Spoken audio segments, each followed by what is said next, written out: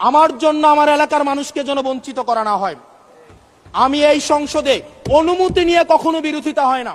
মাননীয় স্পিকার, এই বাজেট সেশনে এই বাজেটকে বিভিন্ন পক্ষ থেকে বিভিন্ন বিশেষণে বিশেষায়িত করা হচ্ছে। কোন পক্ষ বলছে এটি ওভার অ্যাম্বিশিয়াস, কেউ বলছে এটা বাস্তবায়ন অযোগ্য, কেউ বলছে সাহসী। এই বিশেষণের ঊর্ধ্বে উঠে আমরা আমাদের জায়গা থেকে কিছু প্রশ্ন করতে চাই। আমরা এটা জানি যে এই বাজেটটি যখন করা হয়েছে একটি বিশেষ পরিস্থিতিতে, সংকটকালীন সময়ে এই বাজেটটি করা হয়েছে। এই সব দিক বিবেচনায় অর্থমন্ত্রীকে কিছু প্রশ্ন করতে চাই বাজেটের কিছু অসঙ্গতি নিয়ে, এবং জনগণ সেটা সিদ্ধান্ত নিবে যে এই বাজেটটিকে আসলে জনগণের জন্য নিষ্পেষণের হাতিয়ার হিসেবে বিবেচিত হবে নাকি উন্নয়নের অগ্রগতির একটি সোপান হিসেবে বিবেচিত হবে। প্রথম যে অসঙ্গতিটি সেটি হচ্ছে রাজস্ব নিয়ে। মাননীয় স্পিকার, আমরা যদি বাংলাদেশের গত বছরের রাজস্বটি দেখি, লক্ষ্যমাত্রা ছিল 5,03,000 কোটি টাকা। সেই জায়গায় 11 মাসে অর্জিত হয়েছে 4,60,000 কোটি টাকার মতো। হাতে আছে আর 1 মাস, ধরে নিচ্ছে 48,000 কোটি টাকা সেখান থেকে আমাদের লক্ষ্যমাত্রা অর্জিত হবে। তার মানে আমাদের অর্জিত হচ্ছে 4 লক্ষ কোটি টাকা, 3,60,000 কোটি টাকা প্লাস 40,000 কোটি টাকা, অর্থাৎ হচ্ছে 4 লক্ষ কোটি টাকা। মাননীয় স্পিকার, এই বাজেটে রাজস্বের লক্ষ্যমাত্রা নির্ধারণ করা হয়েছে 6,95,000 কোটি টাকা, অর্থাৎ প্রায় 74% লক্ষ্যমাত্রা বৃদ্ধি করা হয়েছে। পৃথিবীর সব দেশে তাবৎ অর্থনৈতিক ব্যবস্থায় বাজেটের যে রাজস্বের যে প্রবৃদ্ধি থাকে সেটি 10 থেকে 12%, একটা আইডিয়াল একটা ফিগার। সেই জায়গা থেকে মাননীয় অর্থমন্ত্রীর কাছে আমার প্রশ্ন, সারা দেশে বা বিগত রাজস্ব কালেকশনের যদি আমরা হিস্ট্রিটা দেখি, 10 থেকে 12%-এর জায়গায় সরকারের কাছে এমন কি মেকানিজম রয়েছে যে মেকানিজমের মধ্য দিয়ে প্রায় আমরা 75% আমরা রাজস্ব নতুন করে আমরা সংগ্রহ করতে পারবো। মাননীয় স্পিকার, সেই জায়গা থেকে আমরা বলছি যে এই যে রাজস্বের যে মাত্রাটি নির্ধারণ করা হয়েছে এবং এনবিআর এর যে সক্ষমতা রয়েছে সেটি বিবেচনায় এই বাজেটটির লক্ষ্যমাত্রা রাজস্বের ক্ষেত্রে কতটা অর্জিত হবে সেটি আসলে আমরা সন্দেহ প্রকাশ করছি। দ্বিতীয়ত, কিছুক্ষণ আগে একজন বলে গেলেন, একজন মাননীয় সংসদ সদস্য, যে আমাদের দেশের ইনভেস্টমেন্ট ফ্রেন্ডলি একটা এনভায়রনমেন্ট ক্রিয়েট করা হয়েছে। মাননীয় স্পিকার, 100 টাকার যদি আমি বাংলাদেশে ব্যবসা করি, আমাকে কর্পোরেট ট্যাক্স দিতে হয় 27.5%, অর্থাৎ আমি সেখানে 100 টাকার মধ্যে আমার পকেটে থাকে আর 72.50 টাকা, 72.5 টাকা। এই 72.5 টাকার মধ্যে আমার ডিভিডেন্ড ট্যাক্স সারচার্জ সহ আমাকে দিতে হয় মাননীয় স্পিকার 40%, অর্থাৎ আমার পকেটে তখন থাকে 43.5 টাকা। এই 43.5 টাকা আমি 100 টাকা ইনকাম করি, আমার সর্বসাকুল্যে আমার ট্যাক্স চলে যায় 56.5%। আমরা যদি মালদ্বীপের দিকে তাকাই, আমরা যদি সিঙ্গাপুরের দিকে তাকাই, মালয়েশিয়ার দিকে তাকাই, সেখানে এই কর্পোরেট ট্যাক্স হচ্ছে 0%। আমরা যদি শ্রীলঙ্কার দিকে তাকাই 15%, নেপালের দিকে যদি তাকাই তাহলে সেটা 5%। শুধু সরকারের সমালোচনার খাতিরে না, আমরা নির্মোহভাবে কনস্ট্রাকটিভ ক্রিটিসিজমের জায়গা থেকে আমরা বলছি এই 56.5% কর্পোরেট ট্যাক্স এবং ডিভিডেন্ড ট্যাক্স বিদ্যমান রেখে এটা ডোমেস্টিক ইনভেস্টমেন্টকেও প্রমোট করবে না এবং ফরেন ইনভেস্টমেন্টকেও প্রমোট করবে না। যে বিজনেসম্যান আমার সিঙ্গাপুরে বিজনেস করতে পারবে 0% ট্যাক্স দিয়ে, সেই বিজনেসম্যান 56.5% ট্যাক্স দিয়ে সেই বাংলাদেশে বিজনেস করতে আসবে না। মাননীয় স্পিকার, আমরা সেই জায়গা থেকে প্রত্যাশা করেছিলাম যে এই বাজেট একটা ইনভেস্টমেন্ট ফ্রেন্ডলি একটা বাজেট হবে এবং কর্পোরেট ট্যাক্সের একটা সহনশীল মাত্রায় কর্পোরেট ট্যাক্সকে রিডিউস করা হবে। হতাশ হয়েছে মাননীয় স্পিকার। মাননীয় স্পিকার, আমরা যদি পরবর্তী যে অসঙ্গতিটা, সেটা হচ্ছে মূল্যস্ফীতি এবং জিডিপির যে লক্ষ্যমাত্রা নির্ধারণ করা হয়েছে। বর্তমানে মূল্যস্ফীতি হচ্ছে 9.4% এবং আমরা যদি খাদ্যপণ্যের মূল্যস্ফীতি ধরতে যাই সেটা 12%-এরও বেশি। এখন এই বাজেটে নির্ধারণ করা হয়েছে মূল্যস্ফীতি সেটা আমাদের 7.5%-এ রিডিউস করা হবে। পৃথিবীর সব দেশে, সব বাজেটে, সব অর্থনৈতিক ব্যবস্থায় মূল্যস্ফীতিকে নিয়ন্ত্রণ করার স্বীকৃত মাধ্যম হচ্ছে দুইটা। একটা হচ্ছে উচ্চ হারে সুদ নির্ধারণ করা অথবা গভর্নমেন্ট এক্সপেন্ডিচার কমিয়ে নিয়ে আসা। আমাদের একটা অর্থ বছরে 1,40,000 কোটি টাকার একটা নির্ভরশীল অর্থনীতি বিদ্যমান রেখে আমরা কিভাবে মূল্যস্ফীতিকে আমরা 7.5%-এ নিয়ে আসব, এই যে স্ববিরোধী যে অবস্থানটা, এই জায়গাটা আমাদের কাছে আসলে মাননীয় স্পিকার স্পষ্ট না। আপনি একই সাথে বলছেন আপনি মাছ মুচমুচে করে ভাজবেন, আবার একই সাথে বলছেন আপনি তেলটা কম দিবেন। এই যে স্ববিরোধী অবস্থানটা, এটা আমাদের সাধারণ মানুষের কাছে এটা স্পষ্ট হতে হবে। মাননীয় স্পিকার, আমরা এই সংসদে দেখেছি মাননীয় প্রধানমন্ত্রী নিত্য প্রয়োজনীয় দ্রব্যের দাম নিয়ন্ত্রণের যেই সুপারিশটি করেছেন এবং যেই বিষয়ে বলেছেন, এটির জন্য জনগণ বাহবা দিয়েছেন। আবার গত পরশুদিন মাননীয় অর্থমন্ত্রীকে আমরা দেখলাম আমাদের খুবই নিত্য প্রয়োজনীয় আমাদের কাপড়, রড সিমেন্ট, তারপর হচ্ছে নিত্য প্রয়োজনীয় 16টি দ্রব্যের মধ্যে উনি ট্যাক্স বসানোর কথা বলেছেন। এখন মাননীয় স্পিকার, প্রশ্নটি হচ্ছে এই নিত্য প্রয়োজনীয় দ্রব্যটিতে যখন ট্যাক্স বসাবে, দিন শেষে বিক্রেতা কিন্তু এই ট্যাক্সের বোঝাটি আমাদের তৃণমূলের যে ক্রেতারা থাকবেন, এই ক্রেতাদের থেকেই কিন্তু এই ট্যাক্সটি মাননীয় স্পিকার যাবে। সুতরাং যখন বলা হয়েছে নিত্য প্রয়োজনীয় দ্রব্যের দাম কমানো হবে, আবার বলা হচ্ছে ট্যাক্স বাড়ানো হবে, এটিও কিন্তু মাননীয় স্পিকার একটি সাংঘর্ষিক অবস্থায় রয়েছে। সুতরাং যদিও বলা হয়েছে নিত্য প্রয়োজনীয় দ্রব্যের দাম কমাবে, সেই জায়গায় নিত্য প্রয়োজনীয় দ্রব্যের দাম দিন শেষে কমবে না, কারণ এই ট্যাক্সের বোঝাটি দিন শেষে আমার আপনার মতো সাধারণ মানুষের উপরে চেপে বসবে।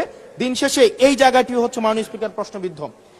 মাননীয় স্পিকার, আমরা সরকার দল থেকে একটি কমিটমেন্ট পেয়েছিলাম নির্বাচনের আগে, সেটি হচ্ছে আগামী 5 বছরে এই 4 মাস সহ 1 কোটির উপরে কর্মসংস্থান নিশ্চিত করা হবে। 1 কোটি কর্মসংস্থান। এখন প্রত্যেক মাসে আপনার 1.5 লক্ষ কর্মসংস্থানেরও বেশি। তার মানে এই 4 মাসে সেই হিসাবে কর্মসংস্থান বৃদ্ধি পাওয়ার কথা 6 লাখ এই 4 মাসে। আপনাদের কাছে প্রশ্ন, মাননীয় অর্থমন্ত্রী, এই 4 মাসে কয়টি কর্মসংস্থান নিশ্চিত হয়েছে?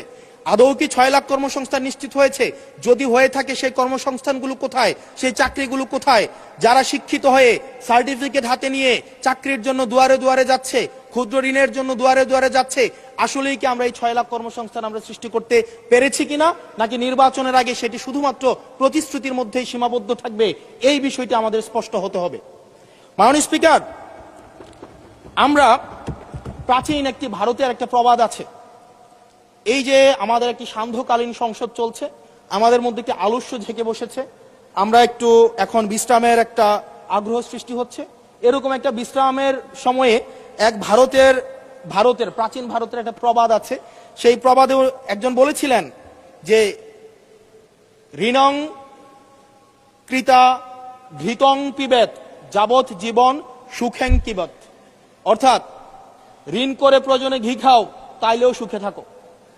ঋণ করো, ঘি খাও, পরের ধনে পুদ্দারি করো, ঋণ করে ঘি খেয়ে জমিদারি করো, তাও ঋণ করো। আমার কাছে মনে হচ্ছে মাননীয় স্পিকার, এই প্রবাদটিকে সরকারি দলের কিছু সদস্য খুব সিরিয়াসলি নিয়েছেন। নিয়ে ওনারা ঋণ করো, ঘি খাও, তাও সুখে থাকো, এটাকে ওনারা এভাবে নিয়েছেন, ঋণ করো, ঋণ খেলাপি হও, তাও নির্বাচন অংশগ্রহণ করো। মাননীয় স্পিকার, আমরা দেখলাম এই সংসদে আমরা মাননীয় অর্থমন্ত্রীর কাছ থেকে আমরা কোনো স্পষ্ট কোনো কর্মসূচি আমরা পাই নাই। কিভাবে ব্যাংকগুলোকে যেভাবে দলীয়করণ করা হয়েছে, ব্যাংকগুলোকে দীর্ঘ 17 বছর ধরে ব্যাংকের টাকা ঋণের নামে যেভাবে বিদেশে পাচার করা হয়েছে, সেই পাচারকৃত টাকাকে কিভাবে উদ্ধার করা হবে, সেটার কিন্তু সুস্পষ্ট আমরা কোনো পলিসি পাই না। মাননীয় স্পিকার, আমরা গভর্নর সাহেবকে মাঝে মাঝে আমরা একটু আক্ষেপ প্রকাশ করতে দেখি, 4,80,000 কোটি টাকা বিদেশে পাচার হয়েছে, সেটাকে কিভাবে আনা যাবে সেটা নিয়ে আক্ষেপ প্রকাশ পর্যন্ত আমরা দেখি। মাননীয় স্পিকার, এই যে ঋণ খেলাপি যারা আছে, নির্বাচনের আগে একটা কমন একটা স্ট্রাকচার, 5 বছর কোনো খোঁজ খবর থাকে না, তফসিলের আগে সেখানে একটু কোর্টে যাবে, কোর্টে গিয়ে ওই ঋণ খেলাপির উপরের এই অর্ডারটার উপরে একটা স্টে দিবে এবং 2% দিয়ে আবার রিশিডিউল করাবে। রিশিডিউল করিয়ে আবার নির্বাচন অংশগ্রহণ করবে, বিভিন্ন জায়গা থেকে টাকা পয়সা উঠায়া, এবং আগামী 5 বছর আবার এই ঋণ নিয়ে কোনো ধরনের কোনো খোঁজখবর থাকে না। জনগণের টাকা নিয়ে এই বিলাসিতা বন্ধ করতে হবে এবং ঋণ খেলাপিদেরকে ঋণ খেলাপি বলতে হবে। আমরা লজ্জা পাই একই সংসদ একসাথে শেয়ার করার জন্য, কারণ তারা জনগণের টাকা মেরে, যারা জনগণের টাকা ব্যাংক থেকে তুলে নিয়ে ঋণ খেলাপি হয়ে আবার জনগণের প্রতিনিধিত্ব করতে আসে, এই ঋণ খেলাপিদেরকে শাস্তির আওতায় আনতে হবে। এবং তারা যখন সংসদ সদস্য হয়ে নির্বাচিত হয়, নির্বাচিত হওয়ার পরেও যদি তারা ঋণ খেলাপি হয়, এমন একটি আইন প্রণয়ন করতে হবে তাদের সংসদ সদস্য পদ যেন বাতিল হয়। সেটি শুধুমাত্র সরকার দলের জন্য না, শুধু বিরোধী দলের জন্য না, সেটি বাংলাদেশের উন্নতি, প্রগতি এবং সমৃদ্ধির জন্য সেটি প্রয়োজন। এবং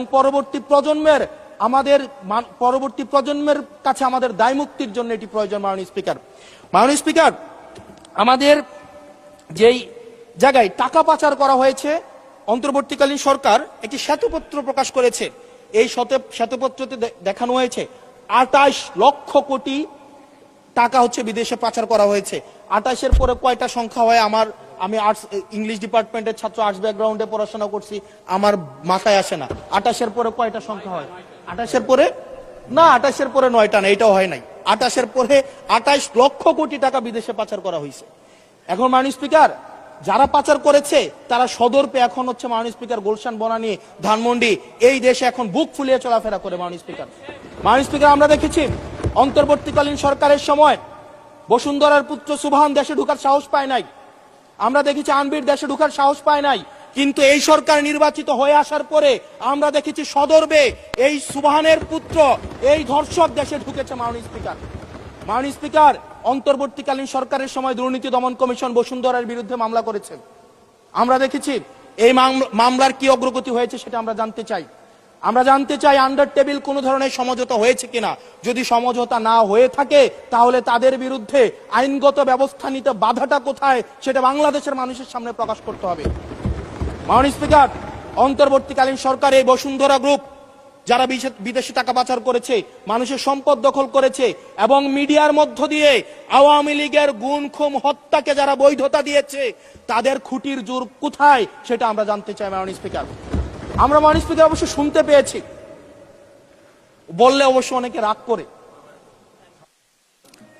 মাননীয় সদস্য, আপনার সময় শেষ হয়ে গেছে, তারপরেও চিফ হুইপ মহোদয় অনুরোধ করেছেন আরো 3 মিনিট বাড়ানো হলো। থ্যাংক ইউ মাননীয় স্পিকার, আমরা শুনতে পেয়েছি বা দেখতে পাই এবং সরকার দলেরই অনেকে মাঝে মাঝে আমাদের কাছে এসে দুঃখ প্রকাশ করে যে আসলে আমরা জেল খেটেছি, আমরা কষ্ট করেছি, আমাদের সন্তানদের সাথে আমরা থাকতে পারি নাই, কিন্তু আমাদের দলে কিছু কিছু মানুষ বসুন্ধরার অ্যাডভাইজর হিসেবে কাজ করে, তাদের মিডিয়ার অ্যাডভাইজর হিসেবে কাজ করে। মাননীয় স্পিকার, যেই মিডিয়া তারেক রহমানকে, মাননীয় প্রধানমন্ত্রী তারেক রহমানকে দেশদ্রোহী হিসাবে ফ্রেমিং করেছে, সেই মিডিয়ার অ্যাডভাইজর হিসেবে আজকে বসুন্ধরা গ্রুপে আজকে এই সরকার দলীয় সংসদ সদস্যদের অনেকেই তারা সেখানে যুক্ত। মাননীয় স্পিকার, এটা আমাদের জন্য না, বরং তাদের সহকর্মীদের জন্য এটি তাদের হৃদয়ে রক্তক্ষরণ হয়, সেটি আমরা জানি। মাননীয় স্পিকার, এই বসুন্ধরার বিরুদ্ধে যারা কথা বলে তাদের বিরুদ্ধে মিডিয়া লেলিয়ে দেওয়া হয়।